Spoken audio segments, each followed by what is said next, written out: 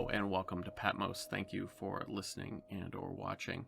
Today we're going to be talking about a little bit of old news. It was about a month ago, but Archbishop Gomez of LA, his address that he made. He's the president of the Conference of Catholic Bishops in America. And we're going to be talking about that, the kind of the recognition of the Church of Woke, and a little bit of its history, at least as far as I see its evolution going. But first, a little housekeeping. If you could please leave a rating and review on iTunes. If you're watching, please like the video. Please subscribe and share. Hit the notification bell, which lets you know whenever a new video comes up. I also run a little bit of a community on Locals. I appreciate it if you join, even if you're not planning on doing anything. If you do want to join, it's absolutely free. If you want to post or comment, I can't set it any lower. Locals minimum is $2 to do those sorts of things, and that is what helps pay for their servers and their employees, I guess. I'll also be using that as kind of a bit of a rallying point if there's ever a point in the future where things start to get a little bit more sketchy online as far as for using any of the other major platforms. So I just encourage you there. Just go sign up, and then you will be able to come and see wherever we end up at. Also, yeah, if you want to donate via cryptocurrency, that would be very appreciated, and the addresses are there at the local site. It is ozymandias.locals.com, ozymandias.locals.com. So today, and I apologize, I'm going to be flipping back and forth to my phone here because our internet is out. We had a heck of a windstorm, and it's knocked a bunch of stuff out. Thankfully, the power's still on. But this is the Archbishop Gomez's address to the Congress of Catholics and Pro-Life, Congress of Catholics and Public Life in Spain. And he had to do it via telecon for one reason or the other. But Archbishop Gomez is the Archbishop of Los Angeles. He's also the president of the Conference of Catholic Bishops, which is, if you're Orthodox listening out there, it's basically almost kind of like the regional synod of Catholic bishops. And they meet usually annually to discuss topics, figure out things that aren't working well, that kind of stuff. In his address, I'm not going to read the whole thing, but I'll be reading a chunk of it. And in his letter, he starts with the first section called Secularization and De-Christianization. And this is the Archbishop. I think we all know that while there are unique conditions in the United States, similar broad patterns of aggressive secularization have been long at work in Spain and elsewhere in Europe. An elite leadership class has risen in our countries that has little interest in religion and no real attachments to nations they live in or to local traditions or cultures. This group, which is in charge of corporations, governments, universities, the media, and in the cultural and professional establishments, want to establish what we might call a global civilization, built on consumer economy and guided by science, technology, humanitarian values, and technocratic ideas about organizing society. In this elite worldview, there's no need for old-fashioned belief systems and religions. In fact, as they see it, religion, especially Christianity, only gets in the way of the society they hope to build. That is important to remember. In practice, as our popes have pointed out, secularization means de-Christianization. For years now, there's been a deliberate effort in Europe and America to erase the Christian roots of society and to suppress any remaining Christian influences. In your program for this Congress, you allude to cancel culture and political correctness. And we recognize that often what is being called cancel and corrected are perspectives rooted in Christian beliefs about human life and the human person, about marriage, the family, and more. In your society and mine, the space that the church and believing Christians are permitted to occupy is shrinking. Church institutions and Christian-owned businesses are increasingly challenged and harassed. The same is true for Christians working in education, healthcare, government, and other sectors. Holding certain Christian beliefs is said to be a threat to the freedoms and even to the safety of other groups in our societies. One more point of context, we all notice the dramatic social changes in our society with the coming of coronavirus and the way our government authorities responded to the pandemic. I think history will look back and see that this pandemic did not change our societies as much as it accelerated trends and directions that were already at work. Social changes that might have taken decades to play out are now moving more rapidly in the wake of disease and in our society's response. That is certainly true in the United States. The new social movements and ideologies that we are talking about were being seeded and prepared for many years in our universities and cultural institutions. But with the tension and fear caused by the pandemic and social isolation and the killing of an unarmed black man by a white policeman and the protests that followed in our cities, these movements were fully unleashed in our society. This context is important in understanding our situation in the United States. The name George Floyd is now known worldwide. And that is because for many people in my country, myself included, his tragedy became a stark reminder that racial and economic equality are still deeply embedded in our society. We need to keep this reality of inequality in mind because these movements that we are talking about are part of a wider discussion, a discussion that's absolutely essential about how to build an American society that expands opportunities for everyone, no matter what color their skin is or where they come from or their economic status. With that, let's turn to my next point. And this is me talking now. This is the meat of what I wanted to talk about here because I think this is very important. But I'll save the rest of my commentary here after I'm done. Back to the words of the Archbishop. Here is my thesis. I believe the best way for the church to understand the new social justice movements is to understand them as pseudo-religions and even replacements and rivals to traditional Christian beliefs. With the breakdown of the Judeo-Christian worldview and the rise of secularism, political belief systems based on social justice or personal identity have come to fill the space that Christian belief and practice once occupied. Whatever we call these movements, social justice, wokeness, identity politics, intersectionality, successor ideology, they claim to offer what religion provides. They provide people with an explanation for events and conditions in the world. They offer a sense of meaning, a purpose for living, and the feeling of belonging to a community. Even more than that, like Christianity, these new movements tell their own story of salvation. To explain what I mean, let me try to briefly compare the Christian story with what we might call the woke story or the social justice story. The Christian story, in its simplest form, goes something like this. We are created in the image of God and called to a blessed life and union with Him and with our neighbors. Human life has a God-given telos, an intention, a direction. Through our sin, we are alienated from God and from one another, and we live in the shadow of our own death. By the mercy of God and His love for each of us, we are saved through the dying and rising of Jesus Christ. Jesus reconciles us to God and our neighbors, gives us the grace to be transformed in His image, and calls us to follow Him in faith, loving God and our neighbor, working to build His kingdom on earth, all in confident hope that we will have eternal life with Him in the world to come. That's the Christian story, and now more than ever, the church and every Catholic needs to know this story and proclaim it in all its beauty and truth. We need to do that because there is another story out there today, a rival salvation narrative, and we hear being told in the media and in our institutions by the new social justice movements. What we might call the woke story goes something like this. We cannot know where we are from, but we are aware that we have interests in common with those who share our skin color or our position in society. We are also painfully aware that our group is suffering and alienated through no fault of our own. The cause of our unhappiness is that we are victims of oppression by other groups in society. We are liberated and find redemption through our constant struggle against our oppressors by waging a battle for political and cultural power in the name of creating a society of equity. Clearly, this is a powerful and attractive narrative for millions of people in American society and in societies across the West. In fact, many of America's leading corporations, universities, and even public schools are actively promoting and teaching this vision. This story draws its strength from the simplicity of its explanation.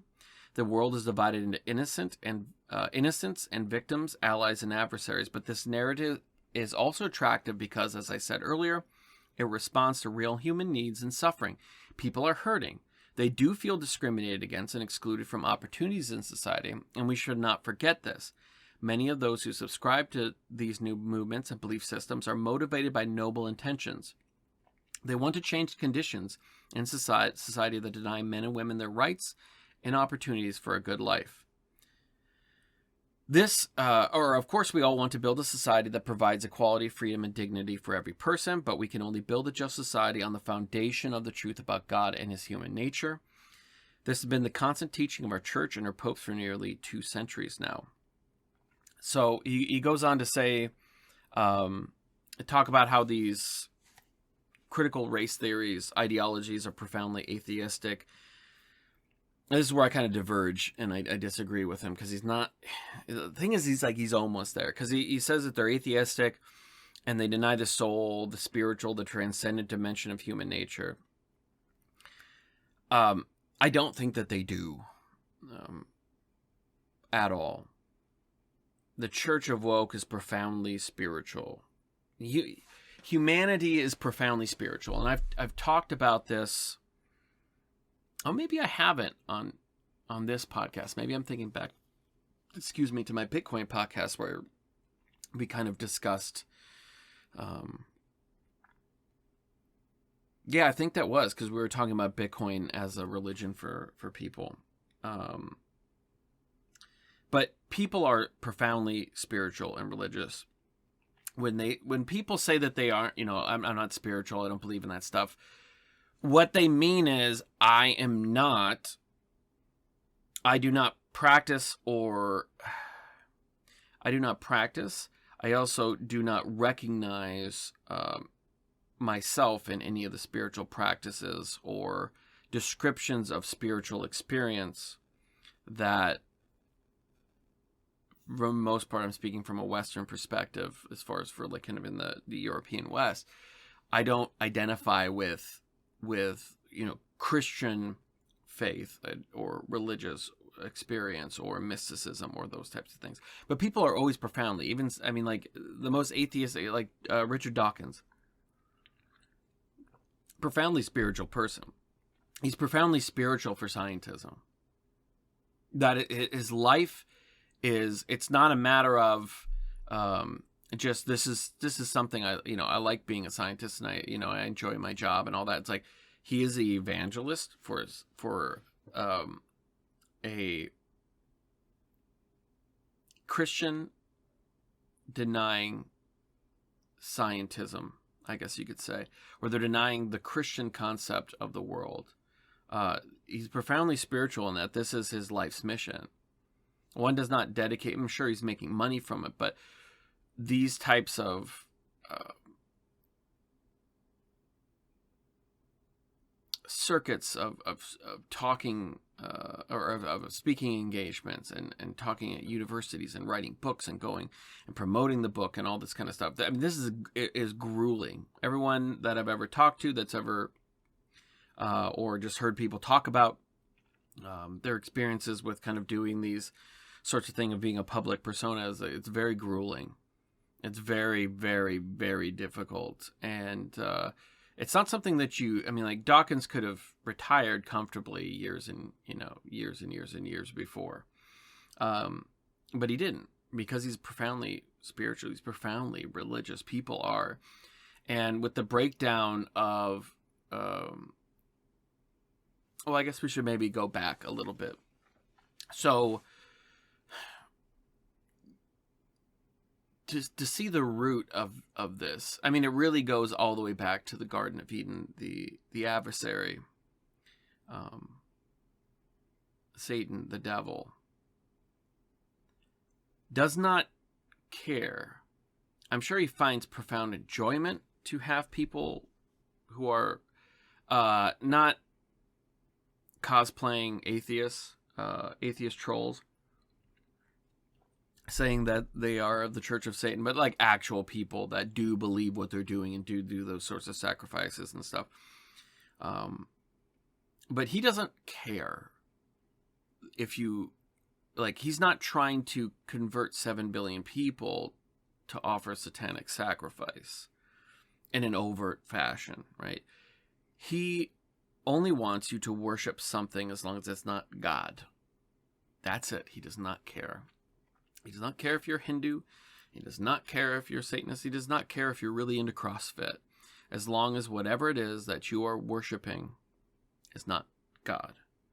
And I guess we could define worship differently too, because the very topical concept of worship is, okay, well, I go to church. I go to church on Sunday and I participate and I believe in God and I sing the hymns and, I kneel down when I'm supposed to kneel down and all that kind of stuff. And it's like, yes, I mean, that is worship of God. But when we say, what do you worship? That is, if everything in the world became illegal, from playing video games to eating food, to worshiping God, to riding a bike, to hiking mountains. If a prosecutor had to come and say, okay, what is the easiest thing for us to convict this person of? What would that be in your life? Do people know you as a man or a woman when they go like, oh, so who, if they were describing you, would they first say, oh, he's very Catholic, he's very Orthodox, he's very fill in the blank? Or would they say, oh, he's an avid mountaineer, oh, he's an avid this or whatever? And it doesn't mean you can't have hobbies and passions, because one, you could rightly say, like, this is just a misperception of people, but I'm just more of doing this as a thought experiment. But what you worship is identified by how you act in society. Are you oriented towards where God and the worship of Him is the number one thing in your life, no matter what? Or is it you're practicing fill in the blank, but your biggest passion and what you think about and obsess about and do all that kind of, is that God, or is that something else? And this is where the parables of the rich men always come into play. It's not that you having the skills, whether you are very good at coding and you make a lot of money doing that. It's not, and that being rich is bad. It's not that if you are a very good financial advisor, let's say, or somebody who consults with, very well-off people and helps to protect their money and invest wisely, and you make a lot of money for that trouble, does that mean that you won't get to heaven? No. The lesson in the parable of the rich men is that what we are greedy about, whether it's money or anything else, is what is going to sink our soul. So if you're obsessed with money and status and having the newest, nicest car and the nicest new watch or clothes or whatever, and you're constantly working and sacrificing everything else in your life to be able to do that, that is where you are missing the mark. It is not in the fact that a bunch of money appears in your bank account. It's in how you approach it. Some of us are given gifts of, I'm sure you've met these people that are extremely good with children. Extremely good. Like, those kind of people are going to be great. Like, wonderful parents or teachers working with small children, different things. Like, they have an immense amount of patience and understanding and just have a way of talking to children that a lot of people do not. That is your gift, and that's what you should use to serve God in that manner. Some people are blessed with just musical talent. It doesn't mean that being very good at music and practicing a lot is a bad thing, but what are you orientating yourself towards? Is it just music? In the same way that if God blesses you with the ability and the circumstances where you can make a lot of money, there's nothing wrong with that. It's not that you should turn that down. You should not sacrifice your family, your faith, and all those sorts of things for just making money. But God is calling you to then take that wealth that you have gotten and use it to build His kingdom on earth. whether that's donating to a church, to charities, supporting priests, supporting religious, supporting Catholic education programs, things like that. The parable is really about what are you orientated to? And Christ was speaking to poor, mostly very poor, what we would call working class, but working class today would be kings and would be Herods compared to these people. And he was not saying having money. He was saying that having money and using it selfishly is the problem. Obsessing about it. Joseph of Arimathea donated his burial chamber so that Christ could be buried there, and had him wrapped in a fine shroud and perfumes, and all the Jewish burial practices were conducted. And if we go back, I digress there a little bit, but if we go back to the Enlightenment, that's kind of the start of all this. You saw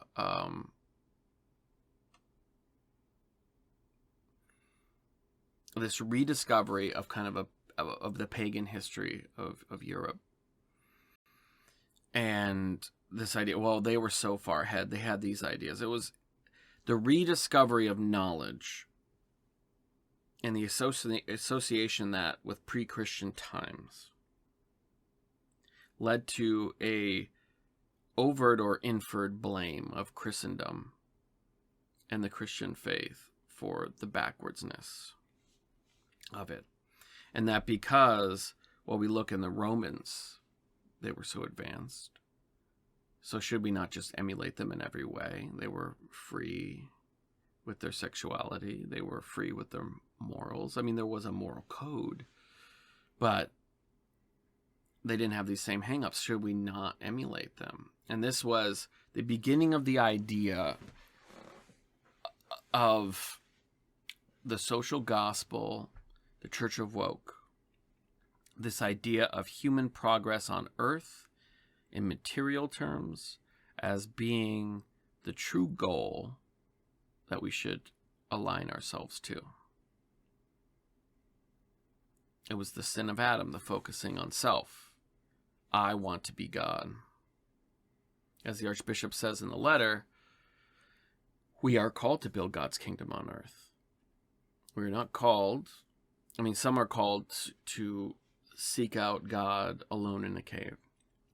Most of us are called to raise families, to live in a society, live in a culture. And we have to not only align our lives, but to align that society and the groups and the cultures that we live in towards Christ. Not with guns, but with our examples. And this alignment that began in the Enlightenment, that slowly turned our eyes away from heaven and back down to ourselves, onto humanity. And this idea, it's rooted in the sin of Adam, of us wanting to be like God. And men started to believe that, in fact, that they were God. And they felt as though, like God,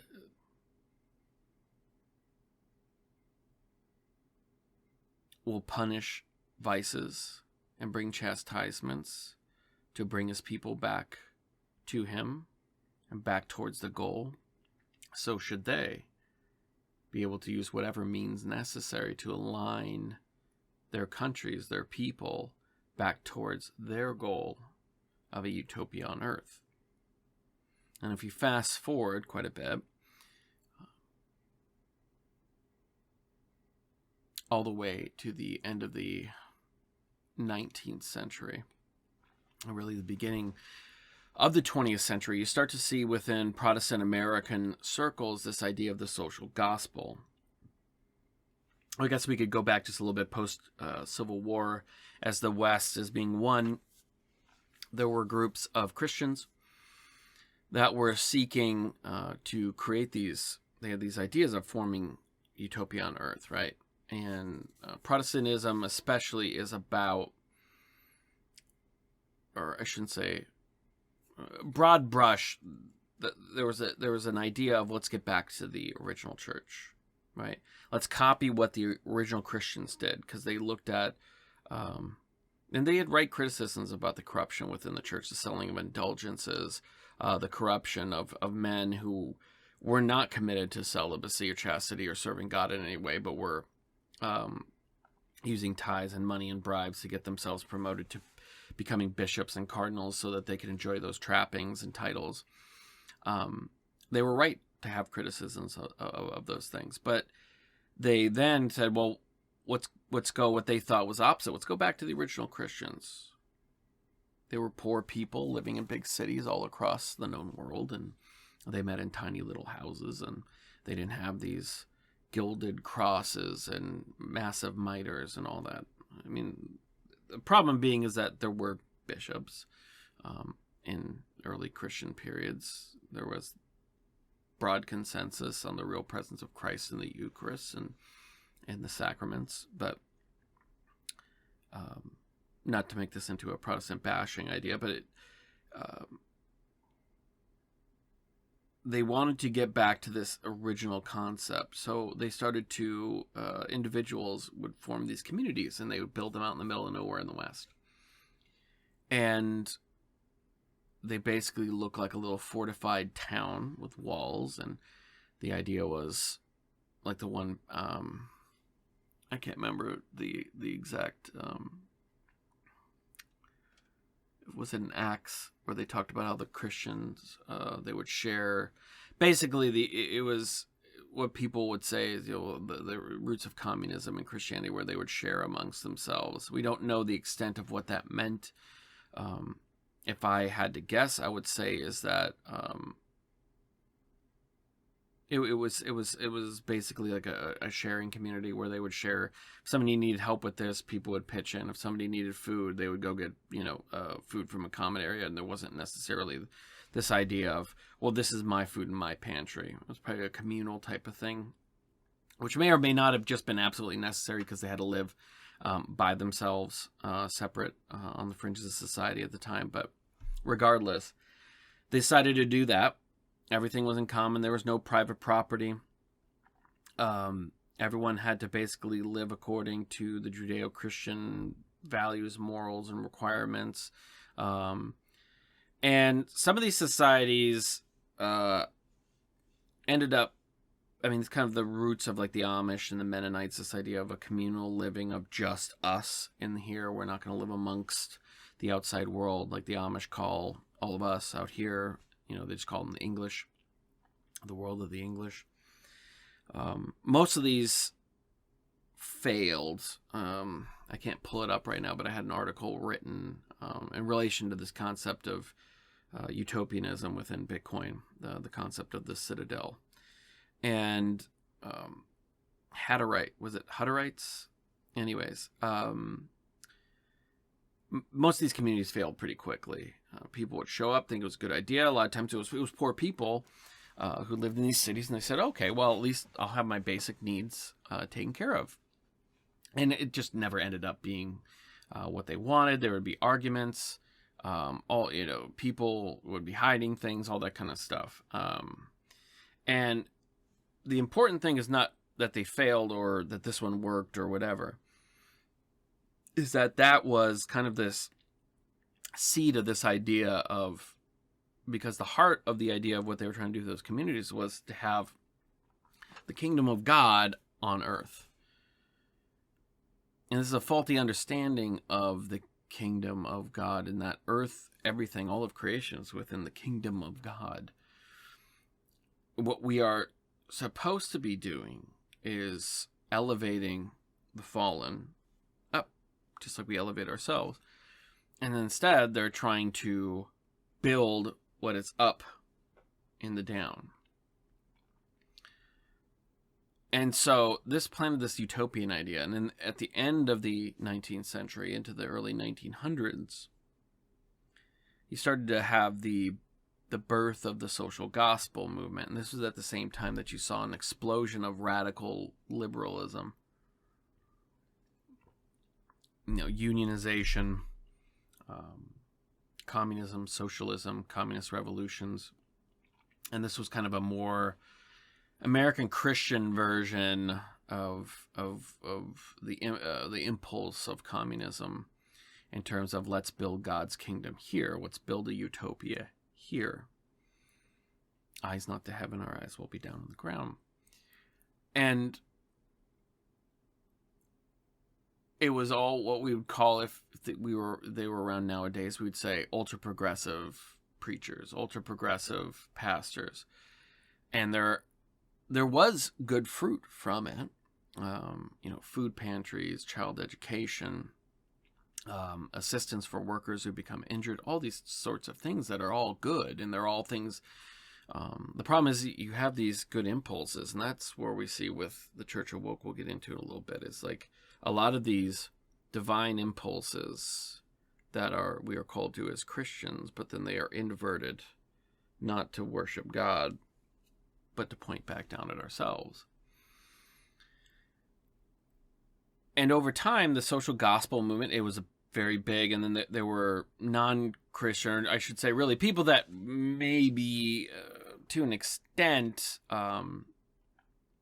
nominally identified as Christian, just in public for keeping up, but they probably weren't really that practicing or didn't really care. Started to get in but offer a more secularized version of it. And this is kind of the birth of the progressive movement. Its heart is in the social gospel movement. And over a pretty short period of time, you started to see the social gospel, with its roots in Christianity, slowly separating and dying as the tree of progressivism kind of grew bigger and bigger. And slowly over time, Christ was removed from it. But the kind of goals and ends of the social gospel movement survived in a secularized fashion. And as the Archbishop rightfully pointed out, secularization is just code for getting Christ and getting the church out of public life. And that's also where the concept of, like when they say separation, it's just, I do find it strange, this hallowed idea of the separation of church and state in the United States was never anything written in the Constitution or the Bill of Rights, Declaration of Independence, anything. It was a letter that Jefferson sent, I believe, to a church.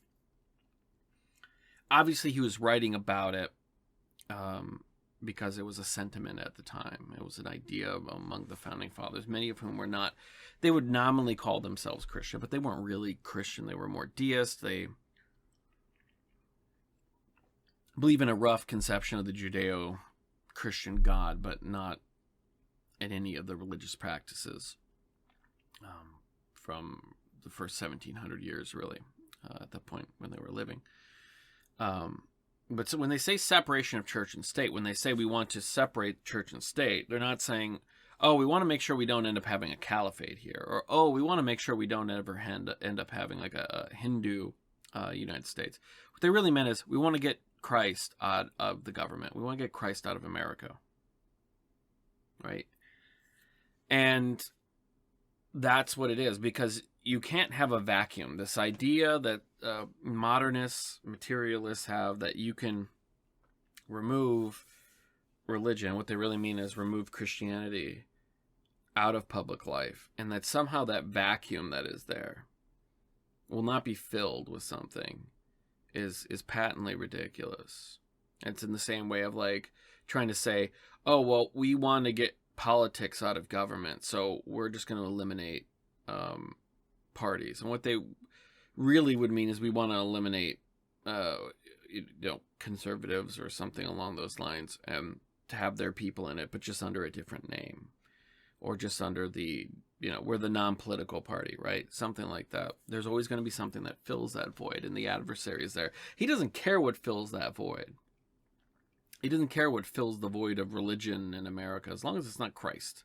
That's all he cares about. And so things did fill it. As we've seen, the de-Christianization of the West. You saw, it's not that sports and entertainment was never popular prior to this, but you go around to parts of the country and the local sports team is a religion. People who, to the point where they're not wearing a crucifix to a sports event, whether they're going to see a football game or a baseball game, or they're watching it at home on the TV. They won't wear a crucifix then, but they will wear that sports team to church. When I talked about who you orientating yourself, who could you be, what would be the easiest conviction in this theoretical scenario? For those people, it would not be a follower of Christ. It would be a Steelers fan, Seahawks fan.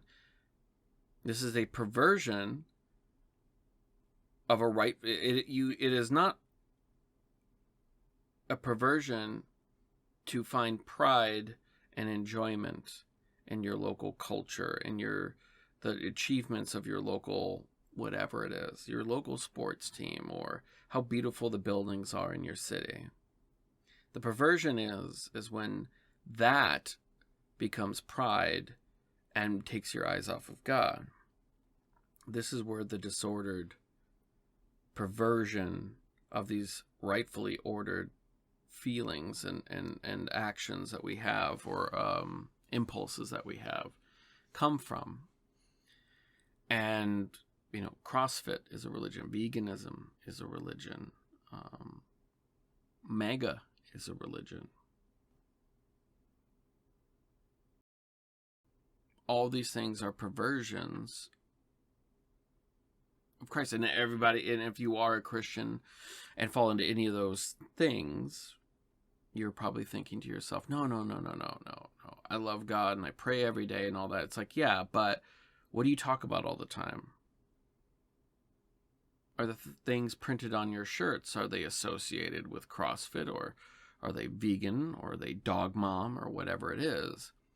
What do people identify you as? If they don't identify you as a Christian, they don't identify you as a follower of Christ, first and foremost, what does that say about how you're approaching? It doesn't mean, I don't want to get in the nuance of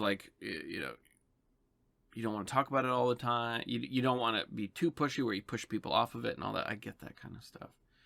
But I'm saying just in your silent example. And so the Church of Woke is not necessarily, somehow the final form of this alternative religion that the Archbishop speaks of. And it's not a pseudo-religion, it's a religion. It's a rival religion, as much as Hinduism or paganism is a rival religion to Christianity. It's a rival faith. It's a rival faith of the adversary to pull us away from God, to confuse us. And I don't necessarily think this is the final form of it, that wokeness is. It's an evolution of the Antichrist. Because the Antichrist, it's not a matter of when everything the Antichrist does and was prophesied to do only starts and happens the second that he comes into the world and lets himself be known. All these things are preceded in history.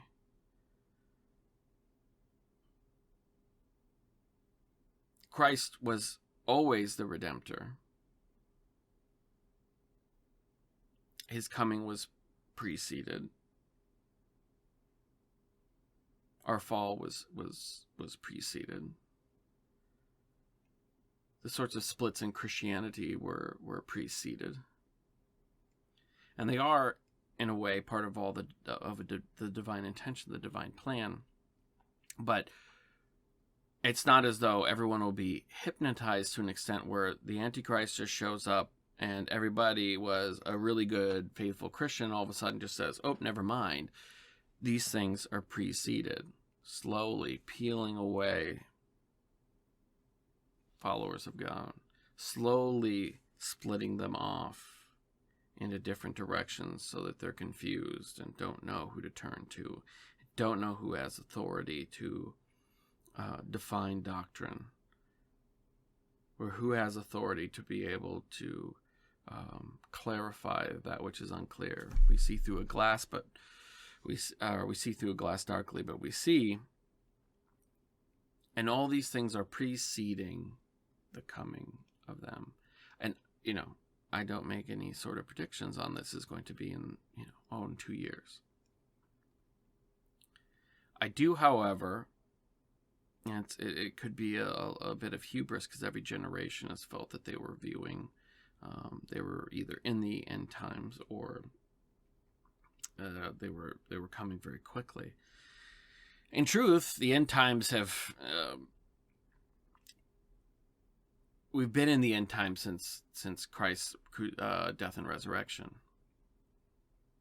But our time is not. It's not a matter of, the end times are a period of 3 years or anything like that. Like, these things can stretch out very, very long. But what we are experiencing and seeing today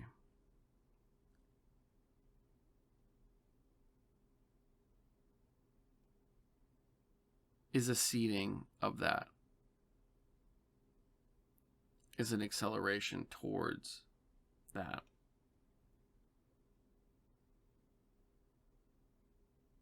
Most Christians would read Revelations and read about the mark of the beast and say, I would never get the mark. I would never do that. But how many of those same people will go, well,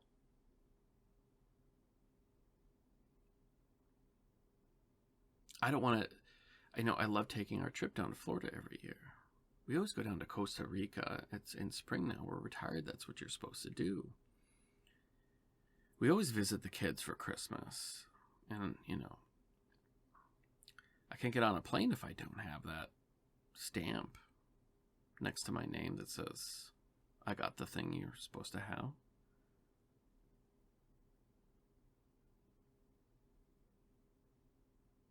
If you're willing to do it for a vacation to be marked, I'm not making a direct comparison saying it is the mark, but it is a mark, of course. Everything's a mark. A driver's license is a mark. It's an identification period, or identification of yourself. But if you're willing to be marked for something that is so fishy on the face of it, for such a small thing, what happens when it's you can't get an income and you, as prophesied, you cannot shop, you cannot conduct business without it? Everyone thinks of some sort of very literal scenario of a guy standing with a crown and dictating, saying, you guys can't worship Jesus anymore, and unless you get this devil symbol tattooed on your forehead, you're not going to be able to do this or that, as though it's going to be so overt in a way.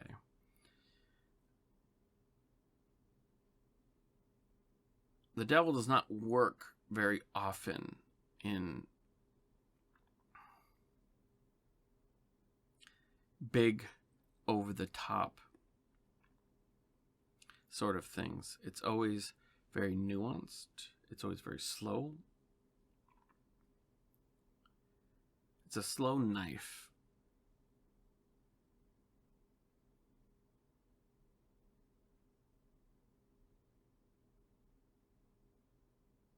It's very much like a con man, where they prep you and work you towards that end goal of giving up that which they want to them.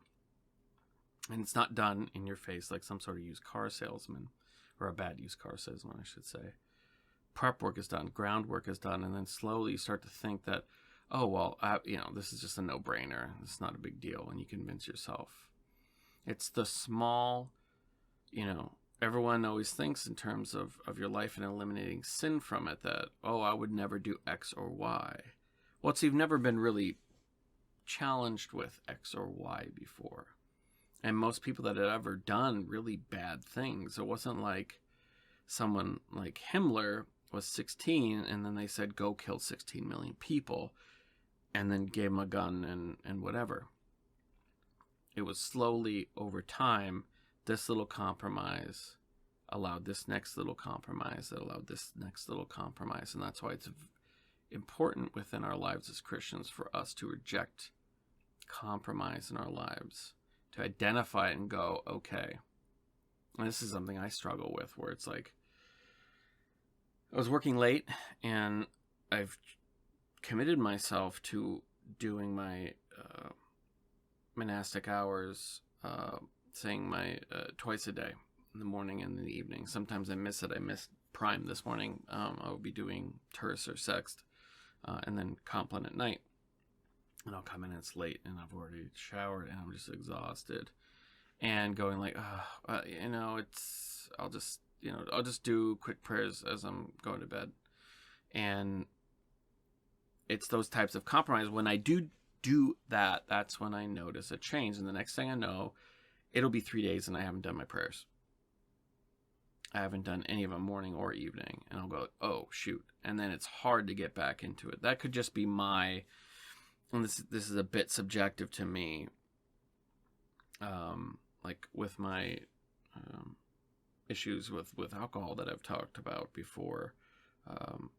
That's how it is. I was never to the point where I was, where you hear they're like the real horror stories from people that were drinking for like 30 years and all the, insanely, but terrible stuff that happened. I don't have any stories like that, but just a matter of it is dangerous for me because the slippery slope is very, very prevalent in that if I go, okay, and I can do that where I'll go like, I'll just have 1 or 2 drinks, and I'll just do that in one night.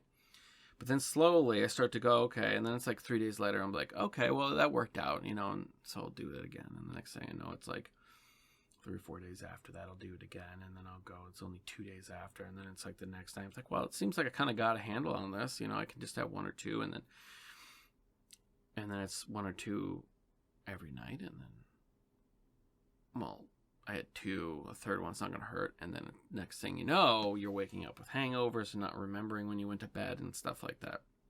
And that is, at least for me, the small compromises really roll downhill pretty quickly into big problems. So at least for my spirituality, and at least in my conversations with other people, it's those small compromises that lead to big, massive compromises, that if you had taken that big, massive compromise you get to 6 months, a year later, and shown it to that person before they made the little compromise and said, hey, would you do this? It would go, absolutely not. But that is how the adversary works. He knows your weaknesses and preys upon those. But I think this is, to wrap it up, I think that this is good. The state of the Catholic Church worldwide is not great. There are some very bright lights, but we are in a very dark period right now. And everybody who's listening, who is Catholic, who is considering and searching and learning about the church and considering and praying on joining it now, I commend you, because it's a very courageous and hard thing to do. It's definitely much different than doing it 20 years ago. But these are some bright lights that we're seeing. Some points of light. The Archbishop is getting there. He's not there. He is not there in recognizing this for what it is, or the true scope of it, or the historical context. But to hear an Archbishop talking about competing religions and not talking about Protestantism, not talking about, Islam or whatever, but talking about these real religions who masquerade as ideological movements is very heartening to see. It's very, very good. It's very, very good. But we're at about 50 minutes or so I just want to let everybody go. I'm going to be trying to do these more regular again. I apologize for basically 8 months of incognito. There's a lot of stuff that was going on. I got very busy building this chapel, and other stuff going on in my personal life. But I thank you for listening. I thank you for watching. Please, again, if you could go and join the locals, I would very much appreciate that, even if you aren't contributing monetarily. It's ozymandias.locals.com, OZYMANDIAS.locals.com. Thank you again. I really appreciate it. Te Deum Laudamus.